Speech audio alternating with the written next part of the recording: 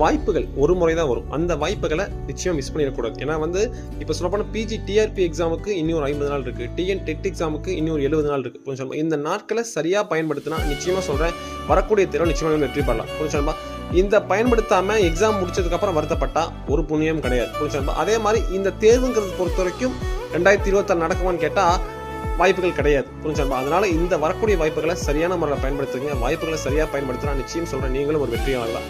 ஒரு சின்ன கதை ஒன்று சொல்கிறேன். புரிஞ்சுமா? அதாவது பார்த்தீங்கன்னா, நம்ம கையில் ஒரு மேட்ச் பாக்ஸ் இருக்குன்னு வச்சுக்கோங்க. புரிஞ்சா? அதில் ஒரு 3 குச்சி இருக்குன்னு வச்சுக்கோங்க. புரிஞ்சா?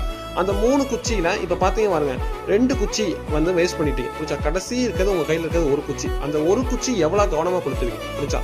அதே மாதிரி தான் இந்த பிஜி டிஆர்பியும் சரி, டிஎன் டெட் எக்ஸாம் சரி, அவ்வளோ கவனமாக நீங்கள் கொடுத்துரும். சரியா நண்பா? அப்போ நல்லா படித்து சொல்லப்போனால் நல்லபடியாக படிச்சுட்டு நல்லபடியாக போய் தேர்வு எழுதுனா நிச்சயம் சொல்கிறேன், நீங்களும் ஒரு அரசு அதிகாரி தான். வெற்றி நிச்சயம் வெல்வது நாம்.